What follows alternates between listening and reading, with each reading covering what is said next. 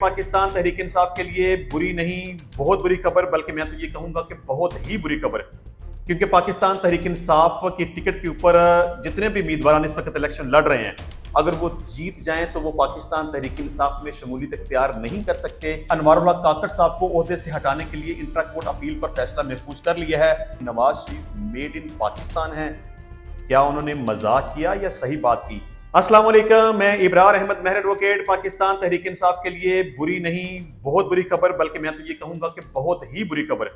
क्योंकि पाकिस्तान तहरीक इंसाफ की टिकट के ऊपर जितने भी उम्मीदवार इस वक्त इलेक्शन लड़ रहे हैं, अगर वो जीत जाएं तो वो पाकिस्तान तहरीक इंसाफ में शमूलियत इख्तियार नहीं कर सकते। क्यों नहीं कर सकते, किस कानून के तहत नहीं कर सकते, इस टॉपिक को हम डिस्कस करेंगे। और इसके अलावा हाई कोर्ट ने अनवारुल हक काकड़ साहब को ओहदे से हटाने के लिए इंट्रा कोर्ट अपील पर फैसला महफूज कर लिया है। क्या अनवारुल हक काकड़ साहब वजीर आज़म रहेंगे या उनको ओहदे से हटा दिया जाएगा, इस टॉपिक के ऊपर बात करेंगे। इसके अलावा मरियम नवाज का ननकाना में आज जलसा था, तो उन्होंने तकरीर के दौरान ये कहा कि नवाज शरीफ मेड इन पाकिस्तान है। क्या उन्होंने मजाक किया या सही बात की? क्या वाकई नवाज शरीफ मेड इन पाकिस्तान है? इस टॉपिक के ऊपर बात करेंगे। इसके अलावा जी आर्मी चीफ साहब ने यह कहा है कि पाकिस्तान है तो हम हैं, पाकिस्तान नहीं तो हम कुछ भी नहीं। पाकिस्तान अपनी खुद मुख्तारी पर कोई समझौता नहीं करेगा। इस टॉपिक के ऊपर बात करेंगे, लेकिन इससे पहले थोड़ा सा आपको ये बता दें, इब्रारुल हक ने इलेक्शन से दस्तबरदार होने का फैसला कर लिया है। इब्रारुल हक साहब NA-76 नारोवाल से कैंडिडेट थे और अब उन्होंने कहा कि मैंने अपने दोस्तों से, फैमिली, रिश्तेदारों से मशवरा करने के बाद ये डिसाइड किया कि मैं इलेक्शन कंटेस्ट नहीं करूंगा। और उनका मुकाबला था एहसन इकबाल साहब, जो पाकिस्तान मुस्लिम लीग नून के साथ उनका ताल्लुक है। अब इब्रारुल हक साहब इलेक्शन के अंदर मौजूद नहीं है। मैं ये समझता हूँ कि उनका अच्छा फैसला है, क्योंकि पाकिस्तान तहरीक इंसाफ को छोड़ देने के बाद उनकी पोजीशन अब ऐसी नहीं रही थी कि वो बाहर निकल सकते, पब्लिक में जा सकते, कोई कॉर्नर मीटिंग कर सकते, जलसा कर सकते। उनको पता है कि इस वक्त पाकिस्तान तहरीक इंसाफ का ग्राफ सबसे ऊपर है, इमरान खान की पसंदीदगी सबसे ज्यादा है। अगर वो पब्लिक के अंदर जाएंगे तो लोग उनकी दुर्गत बना देंगे। मैं समझता हूं कि इब्रारुल हक ने यह दुरुस्त फैसला किया है। अच्छा जी, अनवारुल हक काकड़ साहब के बारे में हम बात कर रहे थे कि क्या वो पाकिस्तान की इस वक्त जो निगरान वजीर आज़म हैं, क्या वो अपने ओहदे पर बरकरार रहेंगे या नहीं रहेंगे, क्योंकि उनको ओहदे से हटाने के लिए उनके खिलाफ एक अपील फाइल की गई। ये दरअसल अभी इंट्रा कोर्ट अपील फाइल की गई थी, इससे पहले भी उनके खिलाफ एक अपील फाइल की गई थी कि इनको अपने ओहदे के ऊपर बरकरार नहीं रहना चाहिए, क्योंकि इनका जो ड्यूरेशन था वो मुकम्मल हो चुका है। लेकिन अपील खारिज हो गई, तो उस अपील के खारिज होने के खिलाफ एक इंट्रा कोर्ट अपील फाइल की गई है। इसमें थोड़ा सा आपको बता दें कि इंट्रा कोर्ट अपील क्या होती है। मसलन मिसाल के तौर पे हाई कोर्ट में अगर आप कोई एक अपील फाइल करते हैं तो उसको एक सिंगल जज अगर सुने, एक जस्टिस साहब उसकी इस केस की समाअत करें, और अगर उस केस का फैसला व्हाटएवर कुछ भी आ जाए, वो एक्सेप्ट होती है, रिजेक्ट होती है, फर्ज कर लें कि रिजेक्ट हो गई है, तो आप उसकी रिजेक्शन के खिलाफ जब दोबारा हाई कोर्ट में रजू करेंगे तो आप इंट्रा कोर्ट अपील की तरफ जाएंगे। मतलब कि उस वक्त फिर एक जस्टिस साहब उस केस की समाअत नहीं करेंगे, एक से ज्यादा करेंगे। तो ये भी इधर यही मामला था। अनवारुल हक काकड़ साहब को उनके ओहदे से हटाने के लिए पहले एक अपील फाइल की गई थी, जो कि खारिज कर दी गई। अब दोबारा एक इंट्रा कोर्ट अपील फाइल की गई थी कि चूंकि अनवारुल हक काकड़ साहब गैर कानूनी और गैर आईनी तौर पर अपने मनसब पर फाइज हैं, उनको अपने ओहदे पर बरकरार नहीं रहना चाहिए, क्योंकि उनका टेन्योर मतलब कि 90 डेज का टाइम था कि 90 दिन के अंदर आपने इलेक्शन करवाने हैं, लेकिन 90 दिन के अंदर वो इलेक्शन करवाने में कामयाब नहीं हुए और उनका टेन्योर 15 अक्टूबर को खत्म हो रहा था। अब 15 अक्टूबर के बाद ऑलमोस्ट 2 महीने से ज्यादा का टाइम गुजर चुका है, तो लिहाजा उनको ओहदे पर बरकरार नहीं रहना चाहिए, उनको ओहदे से फारग हो जाना चाहिए। तो इसके दूसरी साइड पे आर्गूमेंट्स ये किए गए कि चूंकि इलेक्शन का प्रोसेस जो है वो काफ़ी हद तक मुकम्मल हो चुका हुआ है, कागजात नामजदगी जमा हो चुके हुए हैं, इलेक्शन की एक डेट फिक्स कर दी गई है, बैलेट पेपर जो है उनकी प्रिंटिंग का काम जारी है, इंतखाबी निशान अलाट कर दिए गए हैं, तो लिहाजा अब इस अपील का मकसद कोई नहीं, इसको खारिज हो जाना चाहिए। तो इसके ऊपर फैसला महफूज कर लिया है। अभी इस वक्त जबकि मैं वीडियो रिकॉर्ड कर रहा हूँ, इस केस का फैसला अभी नहीं हुआ, लेकिन आई एम श्योर कि जब भी इस केस का फैसला होता है, आज हो, कल हो, परसों हो, व्हाटएवर, तो अपील खारिज कर दी जाएगी। क्योंकि अभी इस अपील का वाकई कोई मकसद नहीं बनता, क्योंकि तकरीबन 10, 15, 20 दिन के बाद तो इलेक्शन आ रहे हैं। तो मेरा ख्याल है कि अब चूंकि इलेक्शन की डेट फिक्स हो चुकी हुई है, तो इस अपील का अब कोई मकसद नहीं बनता, अपील खारिज हो जाएगी। अच्छा जी, इसके अलावा मरियम नवाज ने ननकाना साहब में जलसे में खिताब करते हुए ये कहा कि नवाज शरीफ मेड इन पाकिस्तान है।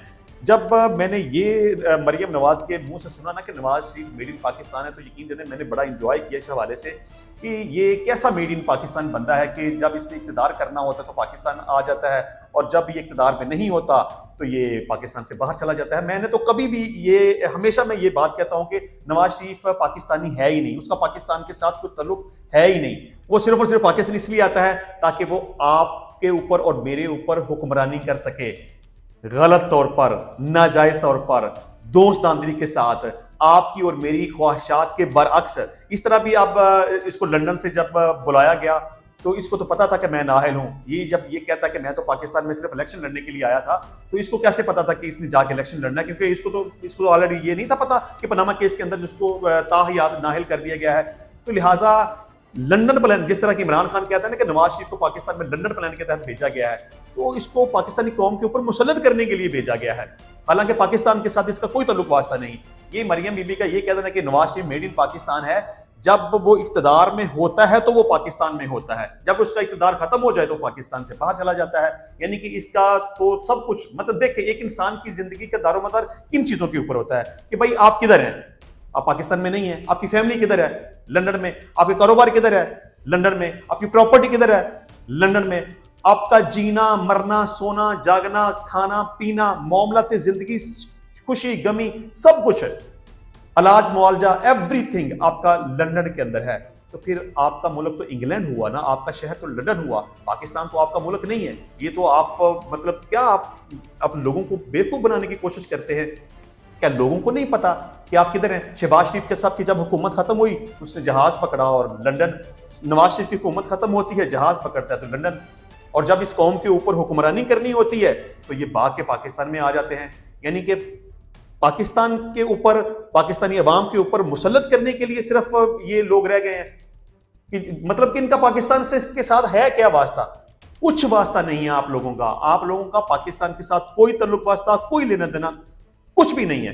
یہ اس طرح کی میرا خیال ہے اسٹوپڈ باتیں نہیں کرنی چاہیے. اس کے علاوہ جی army chief general Syed Asim Munir نے جناح کنونشن سینٹر اسلام آباد میں پاکستان نیشنل یوتھ کانفرنس خطاب کرتے ہوئے کہا کہ میں انتہائی خوشی محسوس کر رہا ہوں. پاکستان کو بنانے کا مقصد یہ تھا کہ ہمارا مذہب, تہذیب و تمدن ہر لحاظ سے ہندوؤں سے مختلف ہے, نہ کہ ہم مغربی تہذیب و تمدن کو اپنا لیں. آرمی چیف عاصم منیر نے کہا کہ نوجوانوں کو اپنے وطن, قوم, ثقافت, تہذیب و تمدن اور اپنے آپ پر بے پناہ اعتماد ہونا چاہیے. پاکستان کے نوجوانوں کو اس بات کا یقین ہونا چاہیے کہ وہ ایک عظیم وطن اور قوم کے سپوت ہیں. ہمارے ملک کے نوجوان اس ملک و قوم کے روشن روایات, اقبال اور قائد کے خوابوں کی تعبیر کے امین ہیں. آرمی چیف نے یہ کہا کہ دہشت گردوں کے خلاف تو افواج پاکستان لڑ سکتی ہے, مگر دہشت گردی کے خلاف پوری قوم کا تعاون ضروری ہے. سوشل میڈیا اور پروپیگنڈا کا مقصد بے یقینی, افراتفری اور مایوسی پھیلانا ہے. سوشل میڈیا کی خبروں کی تحقیق بہت ضروری ہے. تحقیق اور مثبت سوچ کے بغیر معاشرہ افراتفری کا شکار رہتا ہے. آرمی چیف نے خطاب کرتے ہوئے یہ کہا کہ اللہ تعالیٰ قرآن مجید میں فرماتے ہیں کہ اے ایمان والو, اگر کوئی فاسق تمہارے پاس کوئی خبر لے کر آئے تو اس کی تصدیق کر لو. انہوں نے یہ بھی کہا کہ پاکستان کے قیام کی ریاست طیبہ سے مماثلت ہے, دونوں کلمے کی بنیاد پر قائم ہوئی. اللہ تعالیٰ نے پاکستان کو بے پناہ معدنی وسائل, زراعت اور نوجوان افرادی قوت جیسی نعمتوں سے نوازا ہے. مسلمان مشکل میں صبر اور آسانی میں اللہ کا شکر ادا کرتا ہے. ہماری فوج ہر قسم کے خطرے اور سازش کے خلاف دم تیار ہیں. آرمی چیف عاصم منیر نے کہا کہ پاکستان ہے تو ہم ہیں, پاکستان نہیں تو ہم کچھ بھی نہیں. پاکستان اپنی خود مختاری پر کوئی سمجھوتا نہیں کرے گا. پاکستان کے روشن مستقبل پر کامل یقین اور اسلاف کی میراث کو قائم رکھنا ہے. اس موقع پر طلباء نے خطاب کے دوران پاکستان آرمی زندہ باد, پاکستان زندہ باد اور قائد اعظم زندہ باد کے نعرے بھی لگائے. اچھا جی, آ جاتے ہیں اپنے مین ٹاپک کی طرف. یہ دراصل معاملہ کچھ اس طرح سے ہوا ہے کہ آج تھوڑی دیر پہلے بول نیوز نے ایک خبر بریک کی. میں سمجھتا ہوں کہ میں سب سے پہلے بول نیوز نے جو خبر دی ہے اس کو میں آپ کے سامنے پڑھ کے آپ کو سنا دیتا ہوں. اس کے بعد پھر اس کے اوپر تبصرہ کریں گے کہ آیا کہ یہ معاملہ کیا ہے.